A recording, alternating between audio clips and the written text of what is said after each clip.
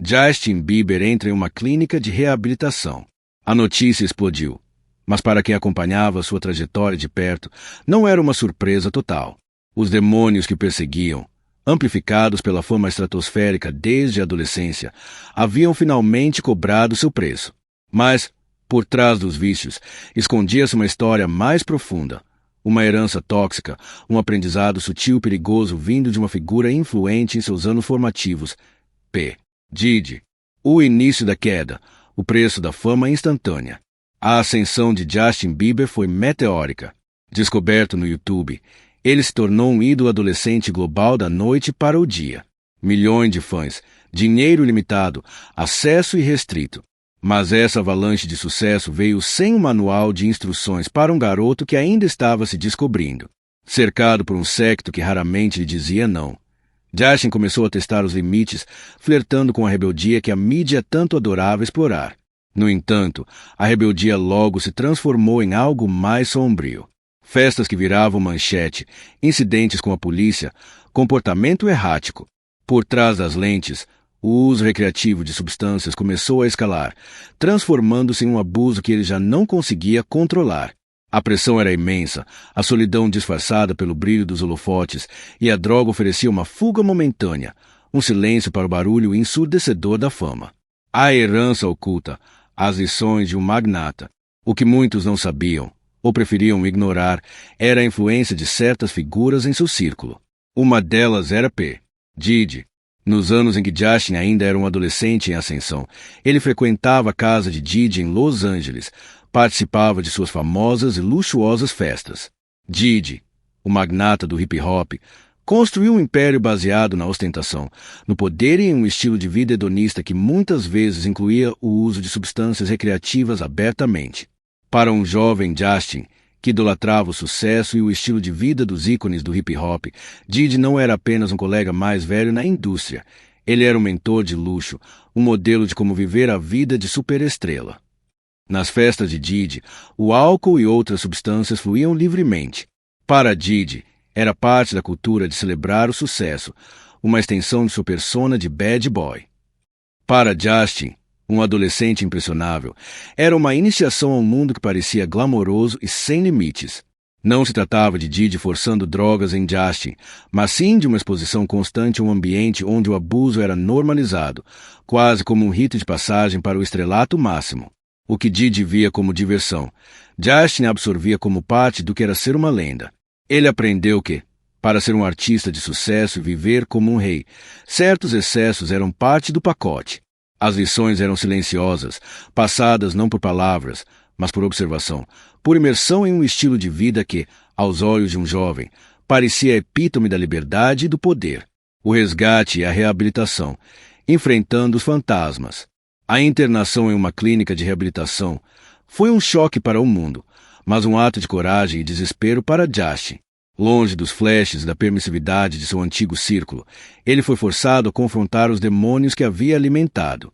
Lá, sem a influência de festas, a pressão de manter uma imagem perfeita, ele pôde revisitar as origens de seus vícios.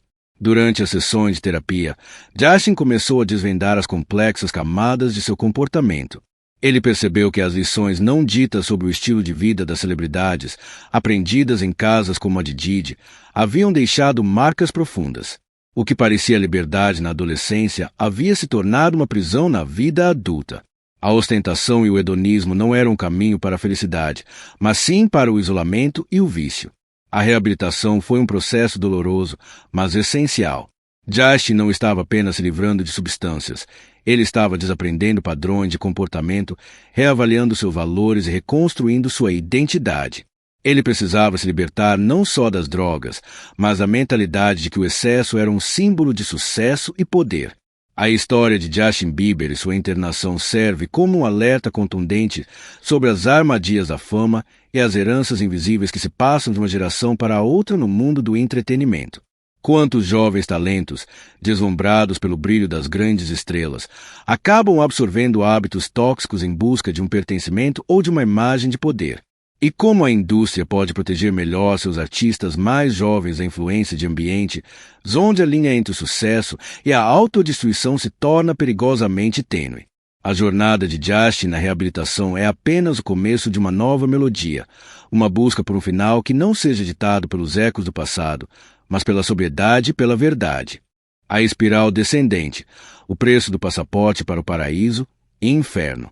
A história de Justin Bieber, de fenômeno adolescente a paciente de reabilitação, não é apenas um conto de celebridade em crise, é um alerta sobre as armadilhas de uma indústria que devora seus jovens talentos. A internação em uma clínica de reabilitação era o desfecho quase inevitável de anos de descontrole, mas as raízes desse declínio eram profundas, fincadas em um terreno adubado por fama precoce, solidão disfarçada e, crucialmente, uma herança tóxica de comportamento vinda de figuras como P. Diddy, o Olimpo da fama, sem manual de sobrevivência. Imagine um garoto de 15 anos, saindo de uma pequena cidade para se tornar um dos seres humanos mais famosos do planeta da noite para o dia. Essa foi a realidade de Justin Bieber. Sem ter tido tempo de amadurecer longe dos olhos do público, ele foi catapultado para um universo onde cada passo era filmado, cada erro amplificado e cada desejo satisfeito. Não havia mentores eficazes que o guiassem através do labirinto da fama. A equipe que o cercava, embora bem intencionada em sua maioria, muitas vezes priorizava a máquina de fazer dinheiro acima do bem-estar do adolescente. Inicialmente, a rebeldia de Justin era quase cômica para a mídia. Atrasos em shows, pichações, pequenos incidentes. Mas a linha entre a brincadeira e o perigo foi borrada rapidamente. As festas se tornaram mais intensas, o álcool se misturou às substâncias mais pesadas e o comportamento errático começou a preocupar os mais próximos. A droga não era apenas uma fuga, era um passaporte para um tipo de liberdade que a fama, paradoxalmente, negava. Era uma maneira de silenciar o barulho ensurdecedor das expectativas, dos flashes e das vozes que o definiam. O sabor da ostentação, a escola de P. Diddy. Mas de onde veio essa normalização do abuso? Uma das influências mais insidiosas, embora talvez não intencional, veio de P. Diddy.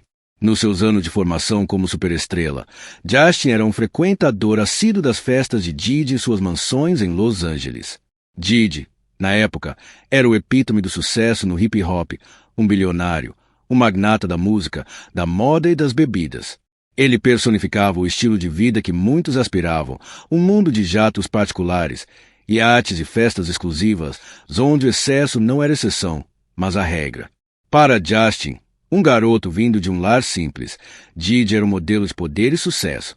As festas de Diddy eram lendárias por sua extravagância, sim, pela abundância de álcool e outras substâncias. Não era como se Diddy estivesse oferecendo drogas a Justin. Era mais sutil, mais perigoso, era a normalização. Justin via um ícone inquestionável vivendo em um ambiente onde o uso recreativo era parte da cultura de celebração. Ele observava que os grandes faziam aquilo e que era parte do pacote de ser uma estrela. Essa era a herança não verbal.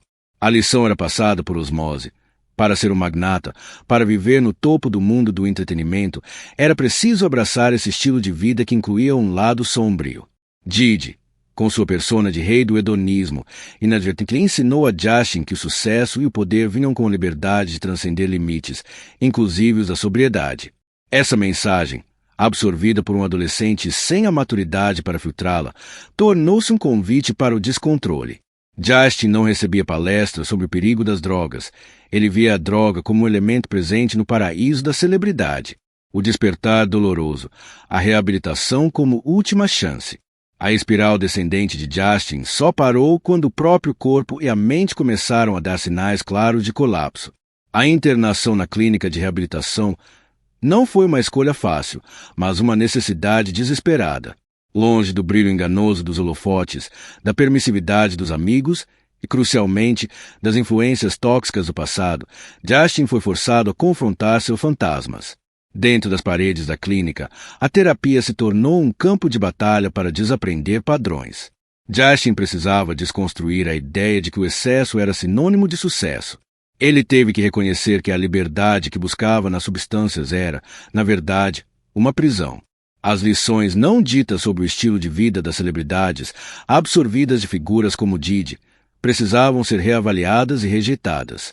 Ele estava não apenas desintoxicando o corpo, mas desintoxicando a mente de uma cultura que glamorizava a autodestruição. A jornada de Justin na reabilitação não era apenas sobre ele. Era sobre a indústria do entretenimento como um todo. Quantos outros jovens talentos são expostos a esses ambientes de permissividade, onde o abuso é normalizado e o bem-estar psicológico é secundário ao desempenho e ao lucro? O que a fama realmente significa para a psique humana, especialmente quando não há uma base sólida para sustentá-la? A história de Justin Bieber é um grito silencioso. Ela nos convida a uma reflexão profunda sobre o custo real da fama instantânea e as responsabilidades daqueles que moldam as novas gerações de artistas. Será que a indústria aprendeu a lição? Ou veremos mais jovens estrelas seguindo o mesmo caminho tortuoso, vítimas de uma cultura que celebra o brilho externo enquanto ignora as sombras internas? A melodia da vida de Justin, agora em um tom mais sóbrio, é um testemunho de que a verdadeira redenção só começa quando se enfrenta os fantasmas, não quando se tenta silenciá-los com falsas promessas de paraíso. E assim, chegamos ao final de uma história que, embora focada em uma superestrela, reflete dilemas universais sobre juventude, fama e a busca por identidade. A jornada de Justin Bieber, de um fenômeno global a um paciente em reabilitação, e as influências tóxicas que cercaram, como as de P. Diddy, nos convidam a profundas reflexões. O eco das perguntas. Essa narrativa nos deixa com eco de perguntas que vão muito além dos holofotes. Até que ponto a indústria do entretenimento é cúmplice na autodestruição de seus jovens talentos? Será que o brilho do sucesso ofusca a responsabilidade de proteger e guiar esses artistas? A herança de um estilo de vida de excessos, mesmo que não intencional, pode ser tão prejudicial quanto um vício explícito? Como distinguimos a admiração de uma imitação perigosa? O que o dinheiro e a fama não podem comprar? Para Justin, eles não compraram paz, sobriedade ou uma adolescência normal. Qual é o verdadeiro preço da liberdade quando ela vem sem limites? E nós, como público, qual é o nosso papel nessa dinâmica? Somos apenas espectadores passivos ou contribuímos para a pressão e as expectativas que empurram esses jovens ao limite? A história de Justin Bieber é um grito silencioso que ressoa nos corredores da fama, um alerta para a fragilidade da alma humana diante do poder avassalador e da permissividade.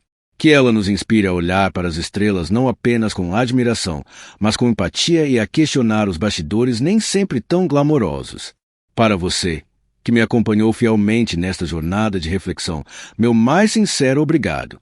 Sua atenção e abertura para explorar essas histórias mais complexas são o que tornam nossa conversa tão valiosa.